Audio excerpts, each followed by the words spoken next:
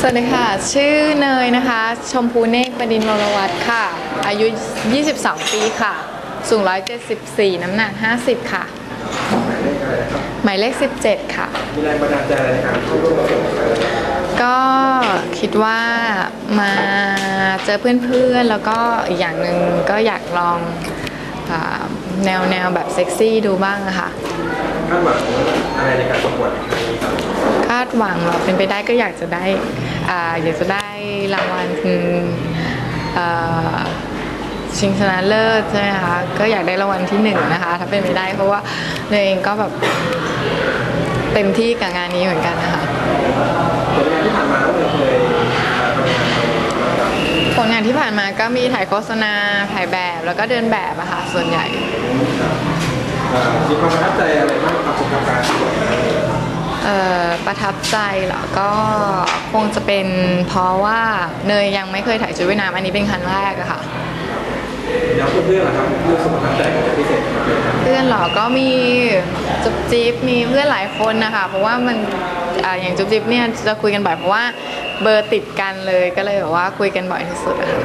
เขามีเรื่องเมาไหมครับก็มีคุยตามภาษาสาวๆอะค่ะ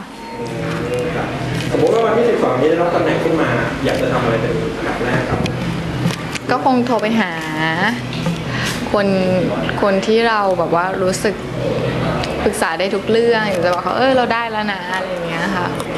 มีความหนักใจอะไรเป็นพิเศษไหมครับสำหรับที่12ที่จะถึงก็ตัวนายเองหนักใจตรงที่ว่าต้องมีคนมาดูเราใส่ชุดว่ายน้ำเพราะว่านี้เป็นครั้งแรกของเนยเหมือนกันนะคะคิดว่าเสน่ห์ของเนยที่ไหนเสน่ห์เหรอก็คงจะเป็นที่รอยยิ้มอะค่ะแล้วนางแบบซูเปอร์โมเดลในดวงใจชอบฟอเรนนะคะเพราะว่าเขาเป็นคนที่เท่ๆเซ็กซี่แบบเท่ๆแล้วก็หุ่นดีมากค่ะถ้าพูดถึงกระแสของนักสื่อและสิ่งตอนนี้ที่บอกว่าลงรูปค่อนข้างหรูหรารู้ว่าเขามองในแง่ลบนี่อยากจะพูดถึงก็ไม่อยากจะให้เขามองในแนวแบบว่ามันเป็นแนวที่อนาจารหรืออะไรอย่างนี้อยากให้มองเป็นว่าหนังสือนี้เป็นออกแนวแบบเซ็กซี่แต่ไม่อยากให้มองให้มันเกินไปกว่านั้นฝากถึงรุ่นน้องที่จะเข้ามาประกวดในปีหน้าก็ฝากว่าถ้าใครสนใจนะคะประกวดโรงแรมซิมก็ลองมาประกวดดูค่ะอันนี้ก็จะสนุกสนานเพราะมีกิจกรรมให้ทำหลายอย่างนะคะแล้วก็มีโอกาสที่จะทำงานหลายๆด้านด้วยค่ะถามเรื่องส่วนตัวว่าไหมครับดาราที่ชอบดาราชอบจอร์จเทอร์เนตเวนเวิร์ดมิลเลอร์ค่ะแล้วผู้ชายในสเปคต้องเป็นแบบไหนครับสกินเฮดแล้วก็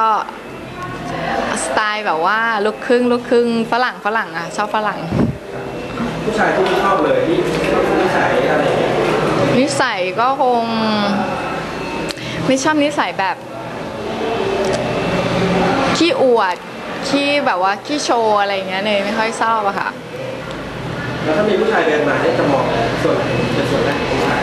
ผู้ชายเดินมาจะมองส่วนไหนเป็นส่วนแรกก็คงจะเป็นบอดี้มั้งคะบอดี้เป็นส่วนแรกเพราะว่าส่วนใหญ่ก็ถ้าผู้ชายหุ่นดีมันก็ต้องเป็นแบบว่าเป็นเป้าสายตาของคนอื่นระหว่างนิสัยหน้าตาฐานะคิดว่าอะไรสำคัญที่สุดครับนิสัยค่ะเพราะว่าฐานะรวยนิสัยแย่ก็มีคนหน้าตาดีนิสัยแย่ก็มีปกติแล้วสไตล์การแต่งตัวของเนยเป็นเสื้อยืดกางเกงยีนค่ะสบายสุดท้ายนี้อยากให้ฝากผลงานหรือฝากการประกวดครั้งนี้ครับก็สุดท้ายนี้ก็ขอฝากผลงานแล้วก็การประกวดครั้งนี้เพราะว่าเนยก็เต็มที่กับมันนะคะนี่ก็เป็นครั้งแรกที่เนยใส่ชุดว่ายน้ำเนยก็จะทำเต็มที่ก็อยากให้ทุกคนช่วยเชียร์เนยด้วยนะคะหมายเลขอีกครั้งนึงครับหมายเลข17ค่ะ